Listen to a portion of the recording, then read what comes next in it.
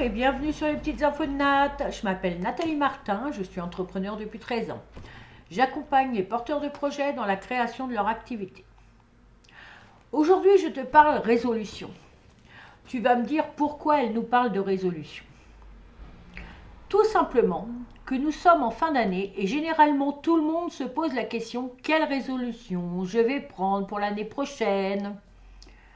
Et si tu es comme moi, tu poses des résolutions, mais tu ne les tiens pas. Le pire, tu n'avances pas. Fais comme moi, ne pose plus tes résolutions, ta tête sera déjà moins embrouillée. Et si tu avais dû le faire, tu l'aurais déjà fait. Qu'en penses-tu ? Qu'évoque en toi le fait de poser tes résolutions pour l'année prochaine ? Moi, perso, cela me met une pression de dingue.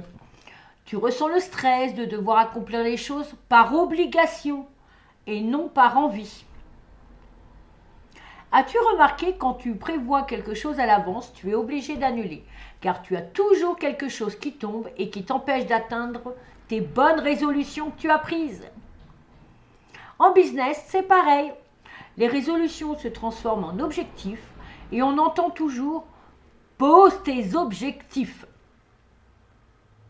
Oui, effectivement, il faut poser ses objectifs pour avancer. Mais pour ma part, je n'arrive jamais à les tenir. Tout au moins les super grands objectifs que je me suis fixés pour l'année. Je fais un réel blocage et je me mets une pression énorme.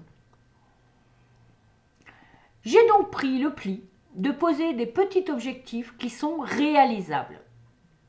Et par miracle, j'ai moins de pression sur les épaules et je me sens beaucoup mieux dans ma tête. Je mets plus de temps que les autres et je n'avance pas vite. Mais au moins, j'ai enlevé une bonne dose de stress et je constate que j'arrive à les réaliser. J'apprends tous les jours à dominer mon stress. D'abord par une méditation le matin, avant de commencer ma journée. Et cela me fait un bien fou. Cela me permet de travailler en toute sérénité malgré les soucis quotidiens et de ne plus me dire comment je vais faire. Mon business, je le peaufine tout le temps. Je me fais aider de Stéphanie Didier de la Steph Academy. Cela m'a permis de revoir certaines choses. Après 13 ans d'entrepreneuriat, on reste ancré sur certaines croyances. Mais avec son accompagnement, j'ai commencé à orienter mon activité vers ce que j'aime faire.